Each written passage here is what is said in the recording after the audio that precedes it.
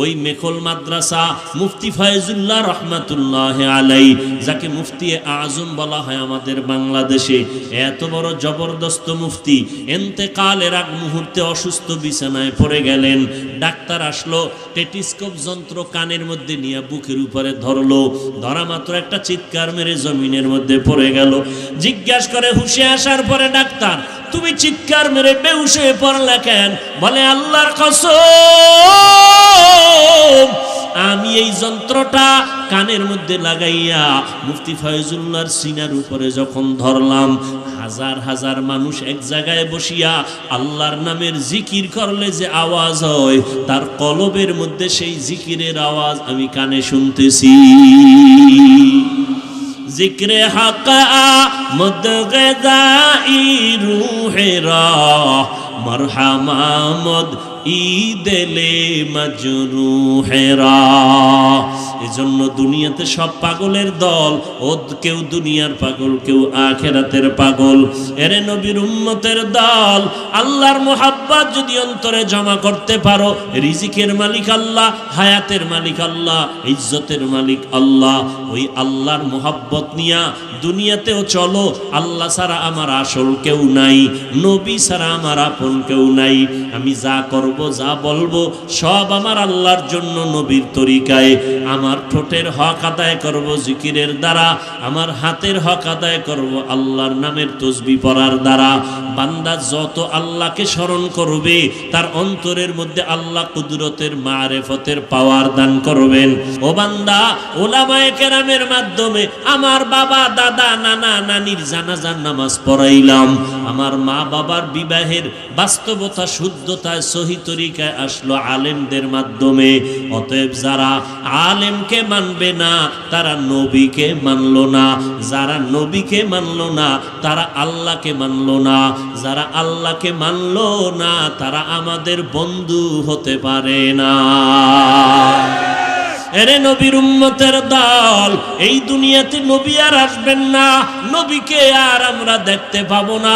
নবীর তরিকা আমাদের সামনে পেশ করবেন ওলামায়ে কেরাম, আলেমরা হাতে কোরআন নিয়ে, হাদিস নিয়ে উম্মতের বুঝাইবেন। অতএব আল্লাহর নবী বলেন, ও দুনিয়ার উম্মতেরা, ওলামায়ে কেরামদের পেছনে যাও, আউলিয়ায়ে কেরামদের পেছনে তোমরা সময় লাগাও।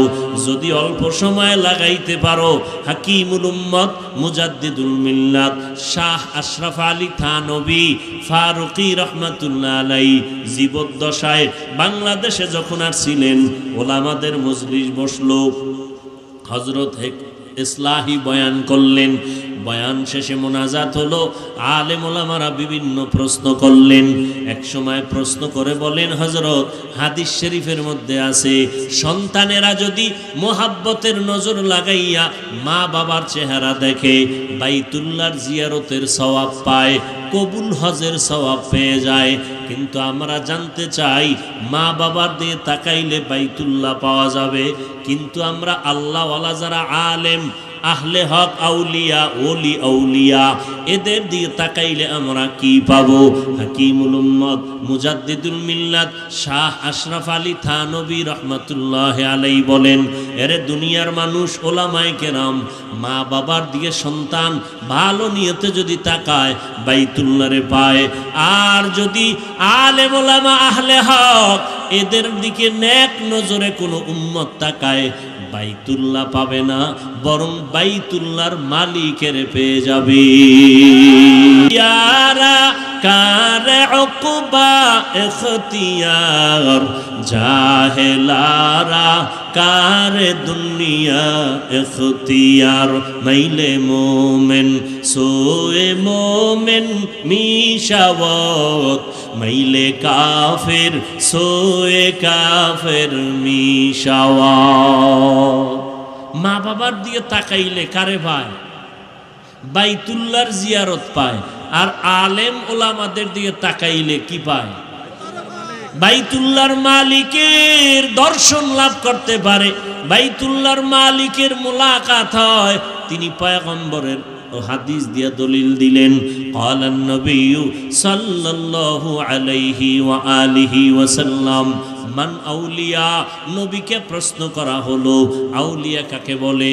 নবীজি জবাব দিলেন ইযা রুউ যুকিরাল্লাহ, আউলিয়া ওলি কারা জানোনি? যাদের দিকে নজর দিলে আমার মাওলার কথা স্মরণ হয়। এরা খাস আউলিয়া, এরা ওলি আউলিয়া, এরা আল্লাহর আশিক, এরা আহলুল্লাহ, আল্লাহর পরিবারের সদস্যের মতো এরা কাছের মানুষ। এদেরকে আল্লাহ এমন পাওয়ার দান করেন। ক্বালান নবী সাল্লাল্লাহু আলাইহি ওয়া আলিহি ওয়াসাল্লাম ইত্তাকু ফিরাসাতাল মুমিন ফাইন্নাহু ইয়ানজুরু বিনূরিল্লাহ। আল্লাহর নবী বলেন, ও দুনিয়ার মুমিনেরা, আল্লাহর খাস খাস বান্দা জমিনের মধ্যে থাকবে, এদের অন্তরের পাওয়ার এত বিশাল, তোমরা তাদের ব্যাপারে সতর্ক থাইকো। কারণ তারা তোমরা যা দেখো না, ওলিয়া উলিয়ারা তা অনেক কিছু দেখে, নিজের চামড়ার চোখে দেখে না। আল্লাহ তাদেরকে এমন পাওয়ার দেয়, আল্লাহর নূরের আলো দিয়ে তারা অনেক কিছু দেখতে পায়। ওমরে ফারুক রাদিয়াল্লাহু তাআলা আনহু খুতবা দিতেছেন, হঠাৎ করে আওয়াজ দিলেন ইয়া সারিয়া আল জাবাল, ইয়া সারিয়া আল জাবাল, ইয়া সারিয়া আল জাবাল। 100 মাইল দূরে পাহাড়ের পার্শ্বে ডাক দিয়া কয়, এই সারিয়া, পাহাড় পাহাড় পাহাড়, মানে পাহাড়ের ওই পার্শ্বে শত্রু সতর্ক। সারিয়া 100 মাইল দূর থেকে যখন এই খবর পাইল, কানের মধ্যে আওয়াজ আসলো, সতর্ক হয়ে গেল। সারিয়াকে জিজ্ঞাসা করা হলো, ওমরের কণ্ঠের আওয়াজ তুমি শুনছিলা নাকি? বলে কাছে বৈশা বললে যে আওয়াজ পাই, মদিনাতুল মুনাওয়ারা থেকে আওয়াজ দিছে, আমি সে আওয়াজ কানে শুনতে পেয়েছি। আউলিয়ারা কার উকবা ইখতিয়ার, জাহেলারা কার দুনিয়া ইখতিয়ার। এই পাওয়ার আল্লাহ সবাইকে দান করেন না, এই পাওয়ার আল্লাহ তার বিশেষ বান্দাদের মধ্যে দান করেন। যেই বান্দাগুলো মুরাকাবা মুজাহাদা করতে করতে করতে করতে আল্লাহর দিকে অগ্রসর হয়, আল্লাহর মোহাব্বত এত অন্তরের মধ্যে জমা হয়ে যায়, বান্দা এখন আল্লাহকে ছাড়া কিছুই চিন্তা করে না। ডানে বামে সামনে পেছনে সবসময় শুধু আল্লাহর জিকির আর ফিকির চলে। জবান বান্দা ঘুমায় গেলে তার কলবের মধ্যে জিকির চলতে থাকে। मैं सूरत यूसुफ को नहीं चाहने वाला, मैं सूरत यूसुफ को नहीं चाहने वाला, मैं कैस के मानंद नहीं आशिक लैला, मैं कैस के मानंद नहीं आशिक लैला, मैं आशिक मौला हूँ मेरा इश्क दवाना, मैं आशिक मौला हूँ मेरा इश्क दवाना, ई जुमला जहाँ जिसकी तजल्ली से उजाला, ई जुमला जहाँ जिसकी तजल्ली से उजाला। অধ্যকার মাহফিলে উপস্থিত মুহতারাম সম্মানিত সভাপতি,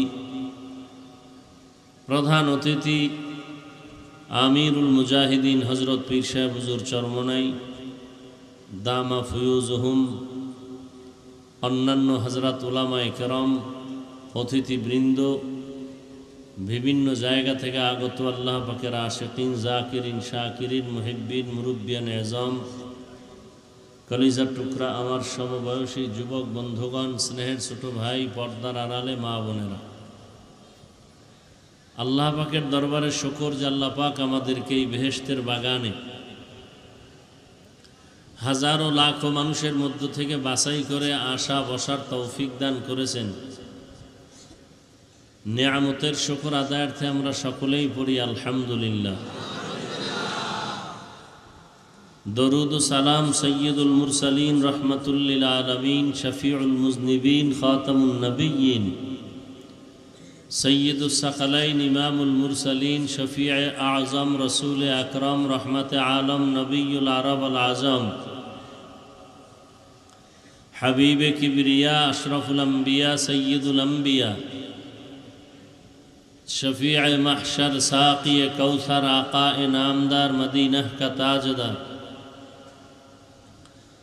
आफ़ताब नबूवत फ़ख्र मौजूदात सय्यदुल मखलूक़ात हज़रत मुहम्मदुर रसूलुल्लाह सल्लल्लाहु अलैहि व आलिहि वसल्लमेर উপর সর্বোপরি শুকর যাদের অক্লান্ত পরিশ্রমের মাধ্যমে আজ সুন্দর আয়োজন সময় পরামর্শ অর্থ দিয়ে দোয়া করে উপস্থিত হয়ে মাইক লাইট প্যান্ডেলের ব্যবস্থাপনার মাধ্যমে সহযোগিতার হাত যারা বাড়িয়েছেন এলাকার যুবক বৃদ্ধ ব্যবসায়ী শ্রমিক চাকরিজীবী বিভিন্ন শ্রেণী পেশার মানুষ জনপ্রতিনিধি প্রশাসন উলামায়ে হযরত আইম্মায়ে মাসাজিদ প্রত্যেককে আল্লাহ পাকে খেদমতের বরকতে দুনিয়াতে শান্তি পরকালে চিরমুক্তির ব্যবস্থা করে দিন আমিন। আজ শুধু সংক্ষিপ্ত কিছু কথা বলে সময় কাটানো হযরত পীর সাহেব হুজুর দামাত বারাকাতুহুম আসার আগ পর্যন্ত আপনারা জানেন চরমনার লাইনে আমাদের মুরব্বী যারা অধিক রাত এবং দীর্ঘ সময় বয়ান করায় অভ্যস্ত না, কারণ আমাদের মূল কথা হলো হাজার বয়ান এক পালায় ওজন দিলেও ফজরের সুন্নতের সমান হবে না। অতএব বয়ানও হবে, নামাজও ঠিক রাখতে হবে। দীর্ঘ টাইম কথা বললে মানুষ মনে রাখতে পারে না, আর অধিক রাত্র বয়ান করলে মানুষ ফজরের নামাজ পড়তে কষ্ট হয়। সব দিক মিলাইয়া যত সম্ভব তাড়াতাড়ি মোনাজাত দিয়ে বাড়িতে গিয়ে যেন ঘুমাতে পারেন, কিছু সময় রেস্ট নেওয়ার পরে আবার ফজরের নামাজে হাজির হতে পারেন। কারণ রসুল বলেছেন, যেই আল্লাহ পাকের বান্দা বান্দি এশার নামাজ জামাতে পড়ে ঘুমায় গেল, আবার ঘুম থেকে উঠে ফজরের নামাজ বা জামাত আদায় করল, ঘুমানো যে সময়টা সে অতিবাহিত করলো এই ঘুমের সময়টাও নেকের পাল্লায় ওজন দেওয়া হবে। এক কথায় সে সারা রাত ঘুমের মধ্যে থাকলেও তার ইবাদত হিসাবে গণ্য হবে। আমি ছোট্ট এক টুকরা আয়াতের অংশ পড়েছি, নবীজির হাদিসের একটি অংশ পড়েছি। আল্লাহ বলেন, ওয়ামা খালাকতুল জিন্না ওয়াল ইনসা ইল্লা লিয়াবুদুন, আমি জিন ও ইনসানকে সৃষ্টি করি নাই, হ্যাঁ করেছি একমাত্র ইবাদতের জন্য, যাতে করে তারা ইবাদত করবে। কার? আল্লাহ। নবীজি বলেন, লা তাআতা লি মাখলুকিন ফি মাসিয়াতিল খালিক, আল্লাহকে অসন্তুষ্ট করে পৃথিবীর ভিন্ন কারো আদেশ নিষেধ গ্রহণ করা হারাম। আল্লাহকে বেজার করে দুনিয়ার কারো কথা মানা যাবে, কারণ আল্লাহ আমাকে যা দিয়েছেন আপন হিসেবে এই দেওয়া কেউ দেয় নেই। দুনিয়াতে সব থেকে আমার কাছের মা বাবা, তারাও এমন কিছু দেন নাই যা আমার আল্লাহ দিয়েছেন। বরং অনেক ক্ষেত্রে দেখা যায় আল্লাহর দেওয়া নিয়ামতকে দুনিয়াওয়ালারা ছিনাইয়া নিয়ে গেছেন। আমাকে তো দেন নাই, বরং কি করলেন?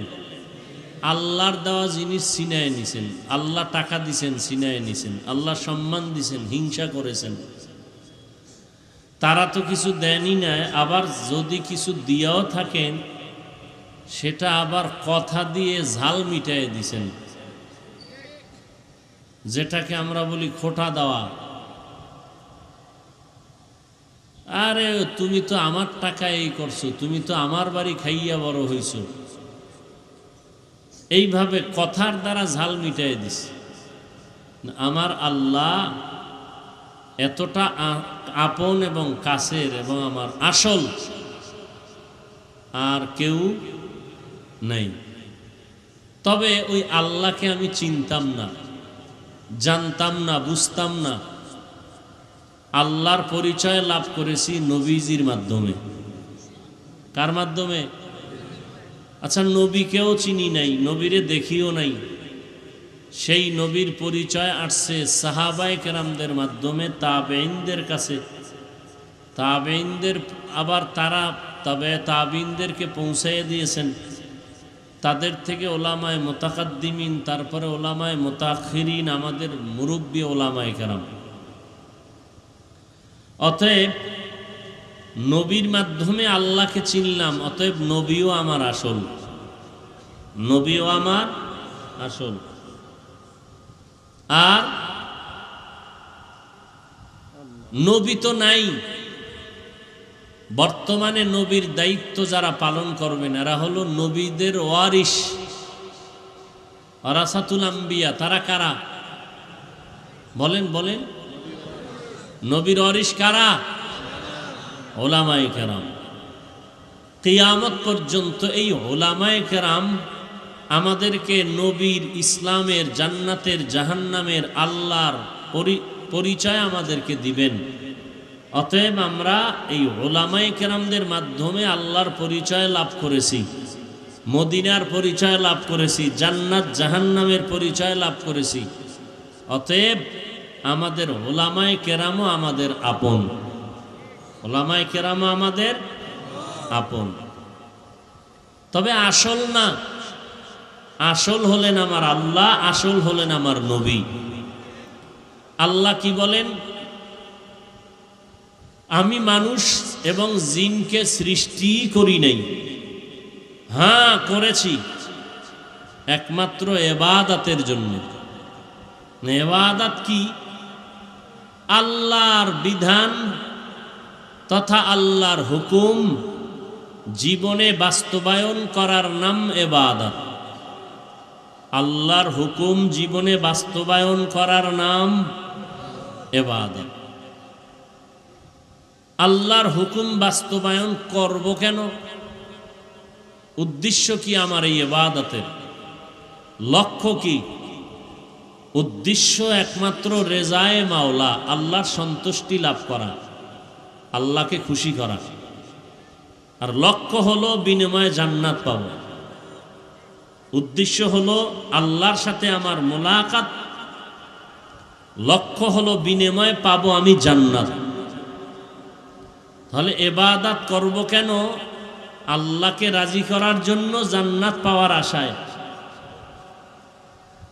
ইবাদত কোন সিস্টেমে করলে হবে? ইবাদত কিয়ামত পর্যন্ত একটাই নিয়মে ইবাদত হবে, ভিন্ন কোনো নিয়মে নয়, ভিন্ন কোনো নিয়াতে নয়, ভিন্ন কোনো নিয়মে নয়।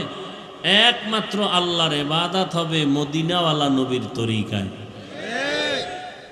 আর কারো তরিকায় ইবাদত করা যাবে? ইবাদত করব আল্লাহর জন্য। কার তরিকায়? নবীর তরিকায় করলে ইবাদত। মানে ইবাদতের সীমানা কতটুকু? ওয়াজের প্যান্ডেল, মাদ্রাসা আর মসজিদ। হ্যাঁ, মানুষের জীবনের শুরু হতে শেষ পর্যন্ত আমার এই জীবন্ত বডি যেখানে যেখানে যাবে সেখানে সেখানে ইবাদত চলবে। পার্লামেন্টে যাবে সেখানে ইবাদত, সচিবালয়ে যাবে সেখানে ইবাদত, অফিস আদালতে যাবে সেখানে ইবাদত, চাকরি করব সেখানে ইবাদত, ব্যবসা করব ইবাদত। দুই সিস্টেম, দুই নিয়ম, এক আল্লাহর জন্য, দ্বিতীয় রসুলের তরিকায়। নবী চাকরি করেছেন, ব্যবসা করেছেন, রাষ্ট্র পরিচালনা করেছেন না? অতএব যা করব আল্লাহর জন্য, নবীর তরিকায় হলেই হবে তা ইবাদত। মা খালাকতুল জিন্না ওয়াল ইনসি বাখা জুজ ইবাদত নিস্তে মাকসুদ আজ্জাহা। ইবাদতের সীমানা, বান্দা তোমার জীবনের হায়াত থেকে মরণ পর্যন্ত তোমার এই ইবাদত চলবে। আল্লাহ বলেন আল্লাযী খালাকাল মাউতা ওয়াল হায়াতা লিয়াবলুয়াকুম আইয়ুকুম আহসানু আমালা ওয়া হুয়াল আজিজুল গফুর।